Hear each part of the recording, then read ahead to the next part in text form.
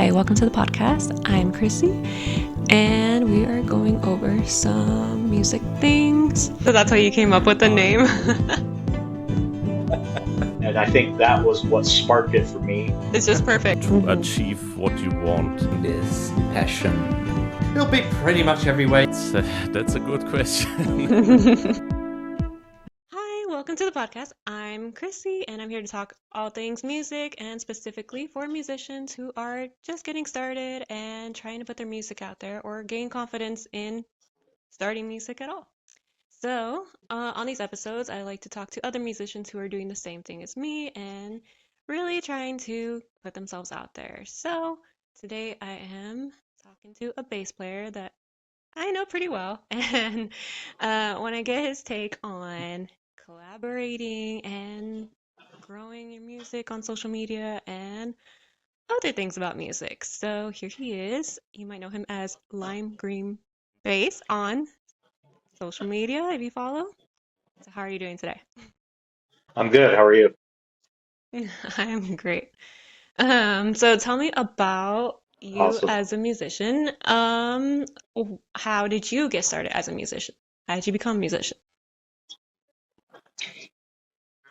Um, well, since childhood, I was always imaginative, and creative. For me, the creativity aspect, um, was more or less an escape for me, because I didn't really fit in, much at school. And then later on, in my teen years, we moved around a lot. So for me, like drawing or, you know, building things in certain video games, things like that, was really my escape.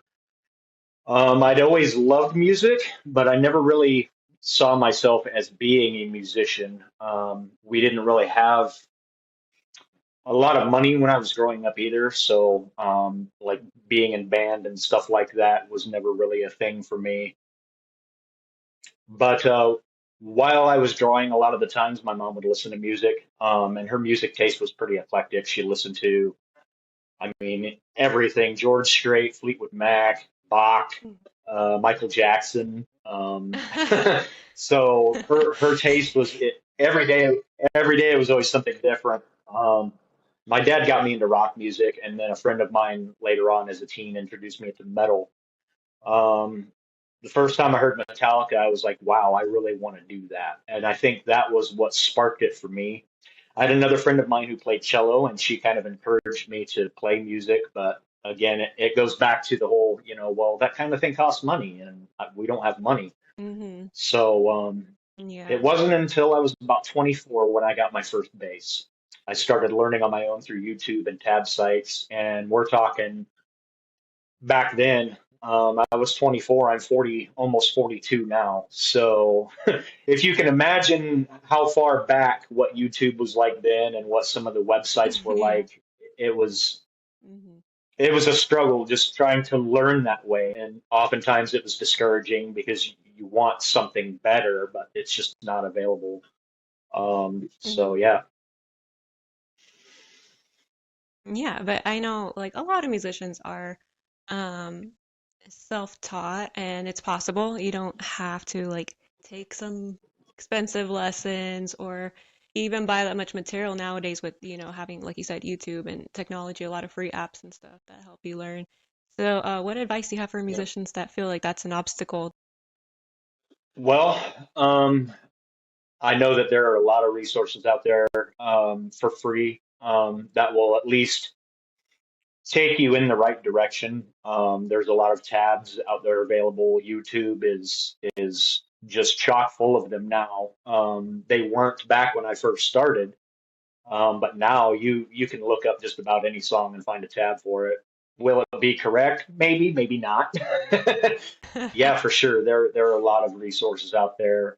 There's a lot of musicians who pay a lot of musicians who have Patreon, things like that, and usually subscribing to them doesn't really cost a whole lot. There are even musicians here on Hmm. Instagram who do lessons. Yeah. How, I'm not real sure. I've never really taken the time to explore that, but I do know that they are available. So Hmm. Yeah, yeah. So there are a lot of resources out there, and I'm with you on also like I'm self-taught on guitar. I'm self-taught on like music producing. I never took any classes on any of that, so I get it. And the point is that like it's attainable. You can do it on your own if you really want to. I think a lot of people feel like you said, like they can't because it's expensive or it's hard or, but hey, we're doing it. A lot of other people are self-taught, and I think you're a really great bass player, so look, you can go far with this. Okay, so I want to ask you, Thank you. I think you mentioned a little bit, but your biggest music influences, like your favorite bands. I know some of them. My biggest influences as a bass player are Cliff Burton, the late great Cliff Burton of Metallica, also Jason Newsted, who was the bassist for Metallica after Cliff passed. Geddy Lee of Rush. How could any bass player not say Geddy Lee is their influence? Because that guy is incredible. Paul Gray of Slipknot, who has also passed, but he was one of the big creative driving forces of that band for a while. Um, I would also say John McVeigh of Fleetwood Mac because, again, another phenomenal, underrated bass player in my opinion.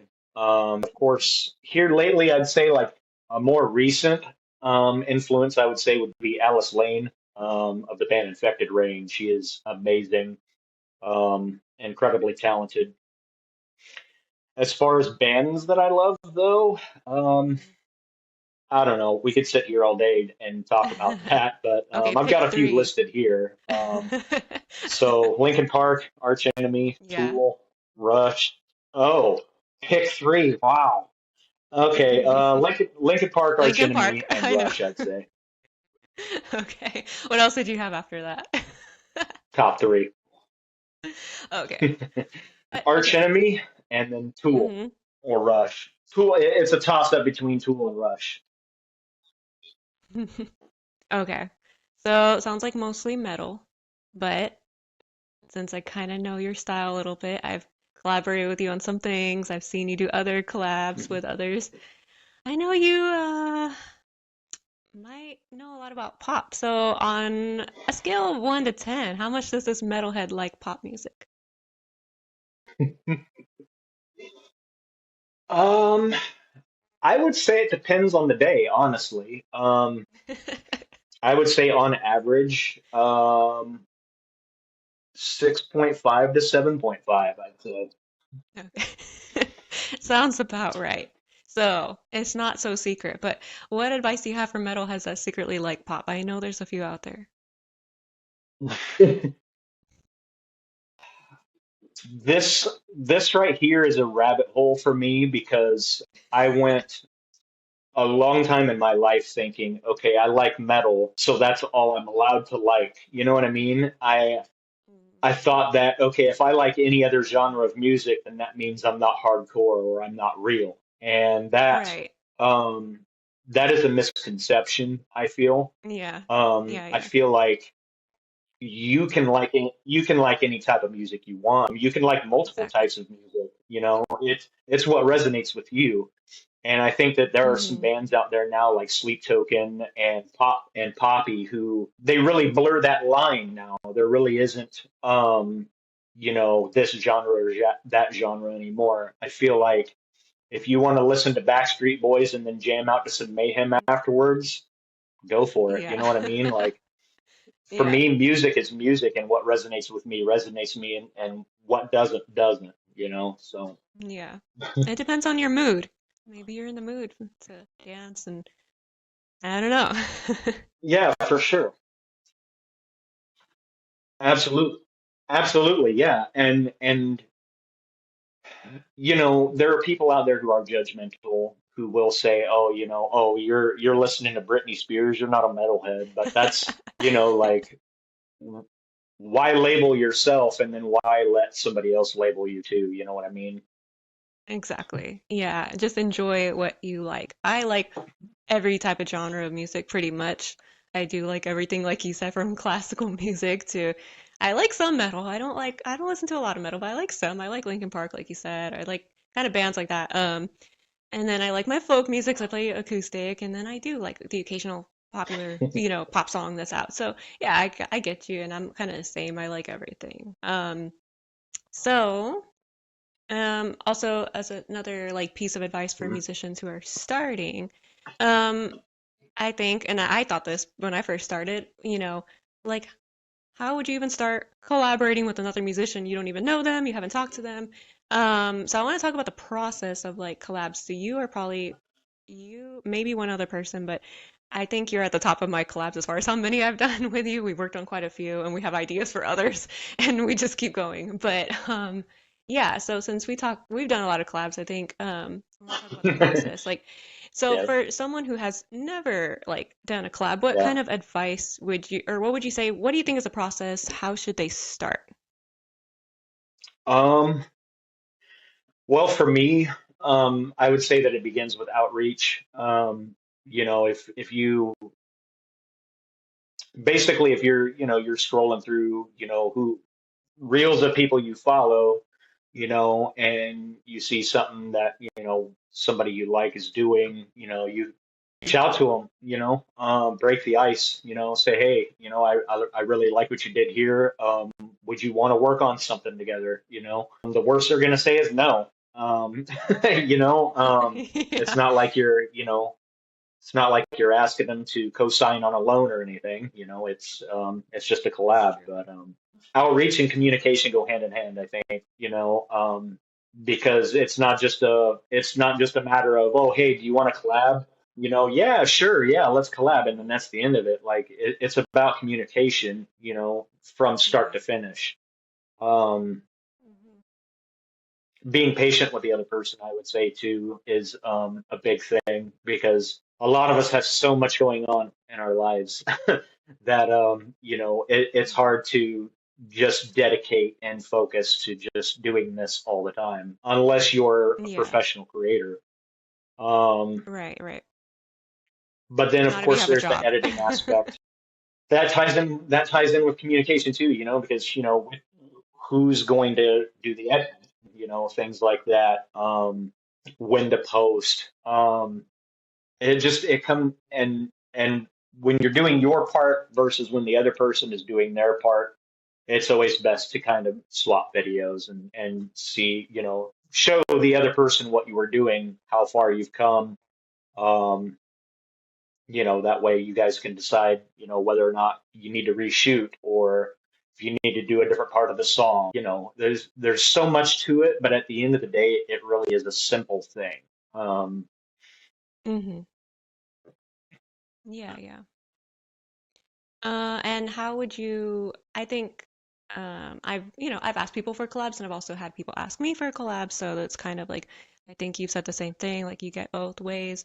Um, what's an easy way to break, you're talking about break the ice. I mean, you can reply to stories, right? You can start commenting on their videos to let them know, or you can just straight up like send them a DM and just, hey, like, do you want to do a collaboration? I don't know. What do you think about all that? I think it's either way, right?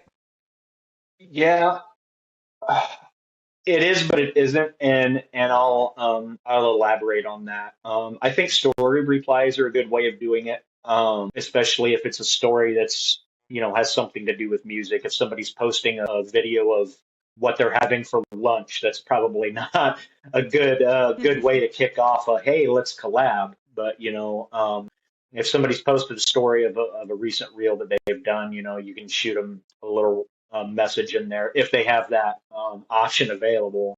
Um, I would say like a direct message, like a cold direct message. If you've never talked to this person before ever, it's hit or miss with that because there are so many people, myself included, who are kind of sketched out about direct messages. My DMs aren't necessarily open to everybody. Yeah.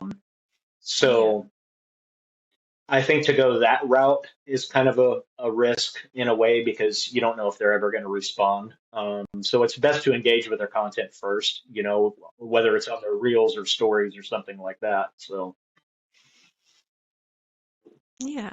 And for us, I think we tend to use Google Drive. Some people, I've come across some people that are just completely like they don't know how to get started at all. So Right. Let's talk about like how do you even send the clip? We tend to use Google Drive. What are some other ones that people use that you've gotten? Mhm. Um, Google Drive is probably number one. But I would say there have been a couple of people that I've collaborated with where we use Telegram, which is it's basically like a messaging app, but you can send videos and pictures at high resolution, so the audio and the video look, decent, like good quality, just like you'd have on Google Drive. And also, I've had people where we just shoot the message or shoot the video back and forth to each other through the direct messaging on Instagram. It's not always the best quality, but I find that, for instance, say we're collaborating on something, you send me the video through DM on Instagram. I'm going to download that clip anyway. And then when I do, it automatically kind of becomes whatever quality my phone produces, or whatever device I'm using to do the editing. So some people will say, oh, no, don't use the DMs. But honestly, I don't think Yeah. that really matters so much. But Google Drive is probably the best as far as quality goes, in my experience. Yeah, I agree. I agree. So yeah, just if you are collaborating and if you are sending videos, depending on your own preferences, and check in with the people you're collaborating with. They might have preferences on the quality. That would be just pick the best solution as far as, if you have a bigger video, you might want to use Google Drive to include a link. If you have a small clip, if it's a short clip, it should fit in the DMs. It's a matter of how big the file is. So those are kind of the options. It's really to the point, and just talk about it with the other people you're collaborating with to get the best results. So just a couple questions for Yep. you, and then we'll close off. Yeah, most You took definitely. a break. You took a break from music. So what made you come back and start collaborating and posting hmm and all that? Um, well, I've actually taken several breaks throughout the years, many for various reasons, and sometimes they last years on end. Um, but I would say what keeps me coming back is a passion for music. There's not a day that goes by that I'm not listening to music. In fact, the fact that there's not music playing in the background right now is rare. So I would say also number two would be like just making a genuine connection with other people. Mm-hmm. Very Because true. my whole life I've struggled to fit in, but I feel like the people that I fit in with the most are ones who make music. So And what quick tips do you have for anyone who wants to become a bass player? Um, well, I would say first and foremost, be patient with yourself. It's hard. Any instrument is hard. It doesn't matter. Don't let anyone tell you, oh, bass is the easiest one. No, it's not. I would say each and every single instrument is difficult in its own right. So be patient with yourself. Use resources, like we discussed earlier. There are so many free resources that you have access to as long as you can get on the internet, connect with other bass players, other musicians. If you're playing guitar, find a guitarist you can talk to, someone who's cool. Just ask them for tips.